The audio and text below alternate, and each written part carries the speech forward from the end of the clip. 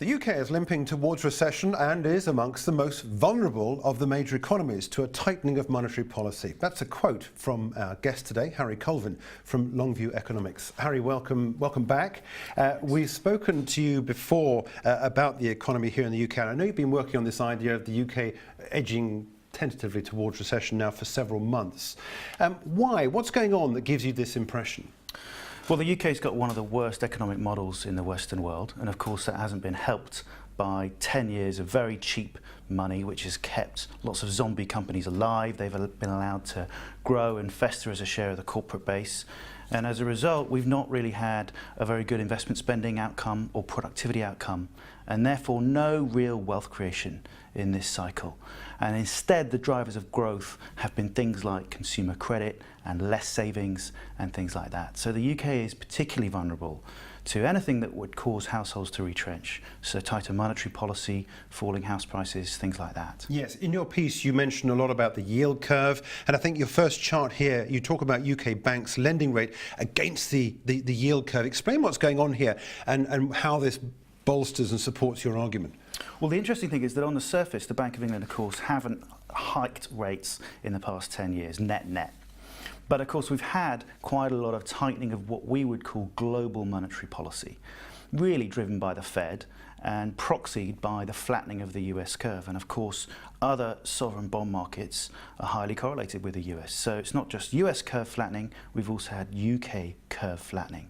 And that's put a lot of pressure on UK commercial bank profit margins, and it's created some tightening of credit conditions domestically in the UK. And really what the chart is showing is firstly the yield curve, and then it's shown with the change in the lending rate that commercial banks are offering to households, and we've inverted the curve, inverted the axis.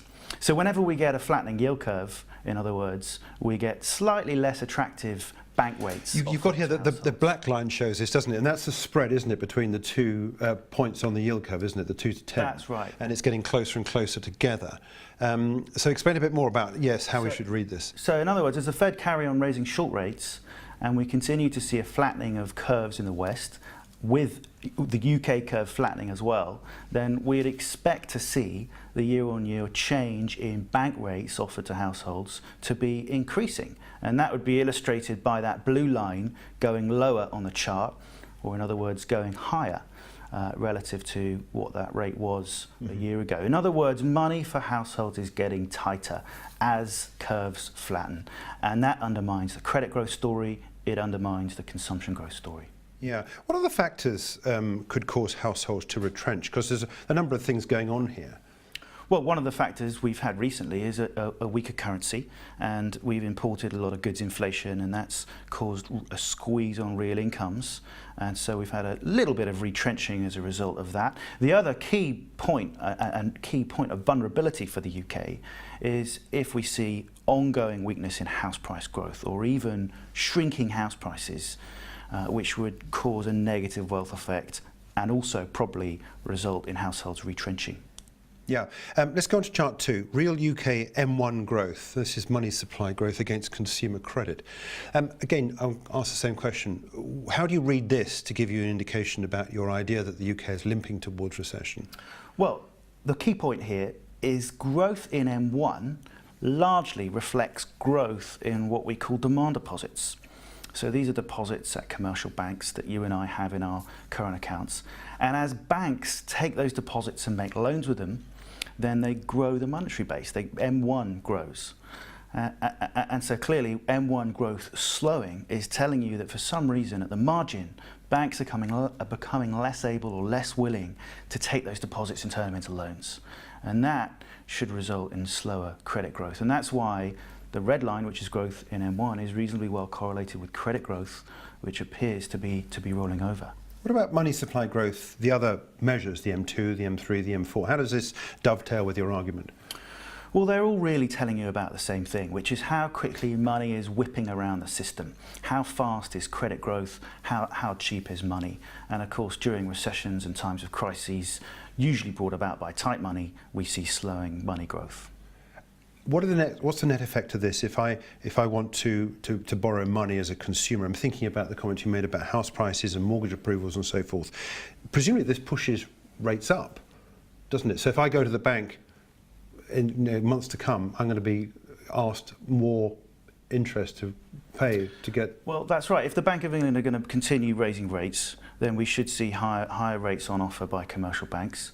And actually, if you look at average mortgage rates, they're just starting to tick a little bit higher. So this is the tightening of money beginning to feed into the banking system and impact households. It's just beginning, and it probably carries on as the Bank of England raise rates. Well, let's bring up your fourth chart, because I think this involves the yield curve and mortgage approvals. And you can see here the red against the blue line. The blue line, I think, is the curve, isn't it? Mm-hmm. Yep. And the red is mortgage approvals. Yes, so mortgage approvals, I think, are a very good barometer of the health of the UK economy in a cyclical sense, as is the yield curve, as is money supply. Really, the UK is all about housing and cheap money, which result in consumption. We're really a consumption story in the UK. And so it's interesting that these two things are correlated. So clearly, tighter money and lower mortgage approvals, lower mortgage lending, and lower house prices all result in a sort of negative consumption story for the UK. Yeah. Let's just return to the story about where this tightening is coming from. We have seen interest rates go up, of course, here in the UK. At the back end of last year, they unwound the Brexit cut that we had back in 2016, which some say was ill-advised in the first place. So effectively puts us back to where we were. Just explain about the tightening process from here. Are we tightening because the Fed is tightening? Is that we are feeling the effect of that? Does that mean the Bank of England's not going to move again? Or are you fearful the Bank of England is going to move, and if they're going to move when we've all got this debt and we're paying higher interest, that's going to collapse the economy? What's the situation now for the Bank of England? Well, the Bank of England's stuck between a rock and a hard place, because if they don't raise rates, we're likely to get more currency weakness and import inflation and get an income squeeze and undermine the consumption story in the UK. If they do raise rates, and they would probably do that to put a bid under the currency, then they risk undermining the credit growth and house price story domestically. So I think it's a very difficult position for the Bank of England that they're in, and probably, as they've been alluding to, they end up doing a few interest rate hikes, and we're clearly vulnerable to that. A few? From where well, over the course of the next couple of years, yeah. Right, okay. But that's the very thing that could lead us into this recession that you're warning about. Let's take a look at sterling against the US dollar if we can. And ask you the question, I know you're not a foreign exchange strategist or an analyst here. I'm not going to ask you about buying and selling necessarily, but what are we pricing in at this point here? Do you think the markets are aware of what you're looking at in terms of the potential direction for the UK economy? Well, I think the ebb and flow of the currency very much has been driven by Brexit news. Right. Clearly, recession risk, as it becomes more apparent, and we're not calling for an imminent recession in the right. UK. I think the point is the UK economy is more vulnerable than other Western economies to recession.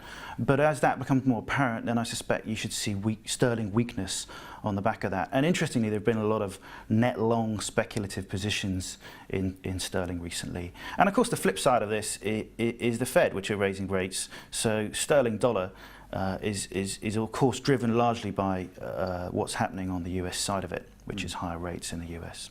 Okay, so let's just round it off by following up on that point you mentioned about timing and so forth here. And clearly you're not going for something which is going to begin in the third quarter this year. But what should we be aware of in terms of the signpost to indicate that we are going towards recession at some point? And when do you think that recession could kick in if what your projections are showing you are correct? Well, the things to watch closely are housing-related data and credit-related data. Things like mortgage applications are very useful. They're a very good leading indicator of house price growth, so I think we've got to watch that, as well as all these money supply and liquidity type metrics as well. They'll give the earliest indication as to what stage we're at in this cycle, or how close to the end of it we are. Okay, all right, Harry, it's a pleasure. Thanks indeed for dropping by. Talking about your paper, limping towards the potential recession here in the UK. That's Harry Colvin from Longview Economics. Subscribe to IG for educational content, company insight, financial analysis and expert commentary.